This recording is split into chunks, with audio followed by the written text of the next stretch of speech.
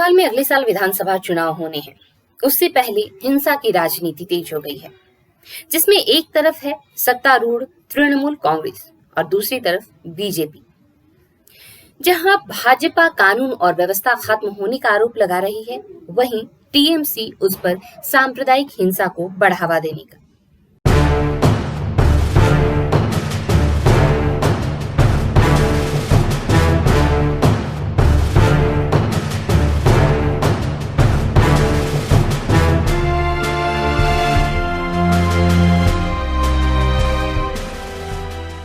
नमस्कार, आप देख रहे हैं स्ट्रीट बज़ और मैं हूं नीलम। पश्चिम बंगाल में राजनीतिक हिंसा का एक लंबा और रक्त रंजित इतिहास रहा है। जब भी सत्तारूढ़ दल को किसी दल ने चुनौती दी है, हिंसक घटनाएं तेज हुई हैं।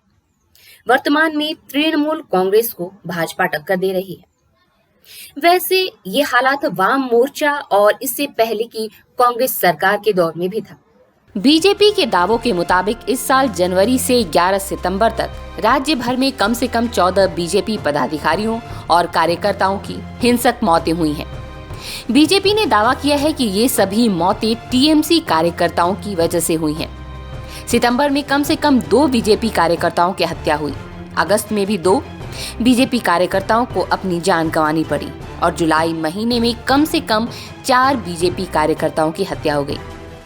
भाजपा नेताओं का दावा है कि साल 2018 के पंचायत चुनाव से लेकर अब तक उसके करीब 100 कार्यकर्ताओं की हत्या हो चुकी है।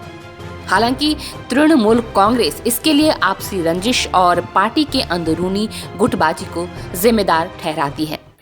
पश्चिम बंगाल के इस खूनी इतिहास की गवाही नेशनल क्राइम रिकॉर्ड ब्यूरो के आंकड़े भी देते हैं।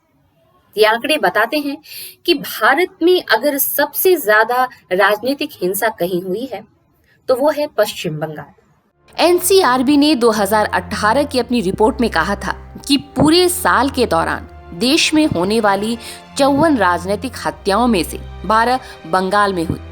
लेकिन उसी साल केंद्रीय गृह मंत्रालय ने राज्य सरकार को जो एडवाइजरी भेजी थी, उसमें कहा गया कि पश्चिम बंगाल में राजनीतिक हिंसा में 96 हत्याएं हुई हैं और लगातार होने वाली हिंसा गंभीर चिंता का विषय है।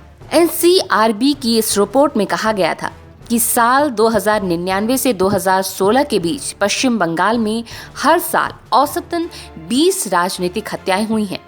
इनमें सबसे ज्यादा 50 हत्याएं 2009 में हुई। एनसीआरबी के आंकड़ों के अनुसार साल 2016 में बंगाल में राजनीतिक कारणों से झड़प हुई 51 घटनाएं हिंसा के शिकार हुए। इससे पहले यानी 2015 में राजनीतिक झड़प की कुल 131 घटनाएं दर्ज की गई थीं और उसमें 184 लोग उसके शिकार हुए थे। साल 2013 में बंगाल में राजनीतिक कारणों से 26 लोगों की हत्या हुई थी, जो किसी भी राज्य में सबसे ज्यादा है।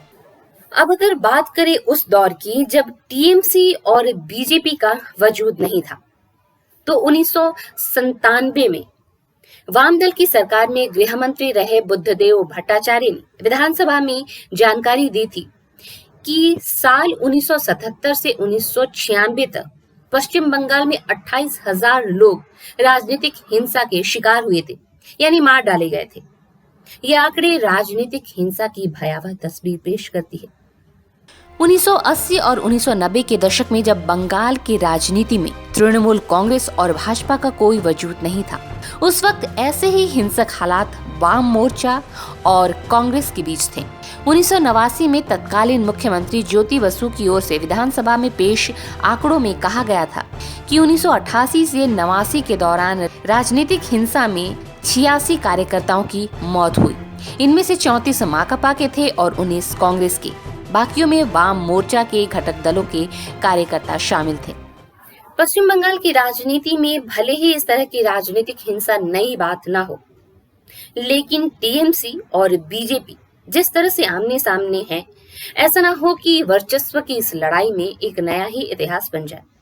तृणमूल कांग्रेस और भाजपा के बीच झगड़ा कब से शुरू हुआ ये तो कहना मुश्किल है, लेकिन इसने तेजी पकड़ी बीते साल हुए लोकसभा चुनाव के बाद। साल 2014 में महज 2 सीटें जीतने वाली भाजपा को जब राज्य की 42 में से 18 सीटें मिल गईं, तो वो वाम मोर्चा और कांग्रेस को पछाड़ते हुए मुख्य विपक्षी दल के तौर पर सामने आई। इस दौरान तृणमूल कांग्रेस के कई नेता भी भगवा खेमे में शामिल हो गए। इस झटके के बाद ही तृणमूल कांग्रेस ने साम दाम दंड भेद का सहारा लेते हुए खासकर उन इलाकों में दोबारा पैठ जमाने की कोशिश की जहां भाजपा को कामयाबी मिली थी। वर्चस्व की इस लड़ाई में संघर्ष लाजमी था। नतीजन राज्य में लगातार हिंसा की खबरें मिल रही हैं। ये महज सहयोग नहीं है कि हाल के महीनों में भाजपा के जिन आधा दर्जन नेताओं की मौत हुई है, उनमें से ज्यादातर के शव रहस्यमयी परिस्थिति में पेड़ या खंभे से लटकते मिले हैं। भाजपा इन तमाम हत्याओं के लिए तृणमूल कांग्रेस को जिम्मेदार ठहराती है और तृणमूल कांग्रेस इसे भाजपा की अंदरूनी गुटबाजी बता रही है। राजनीतिक विशेषज्ञों का कहना है कि इस तरह की रणनीति अपनाकर आने वाले चुनाव के लिए जमीन तैयार की जा रही है।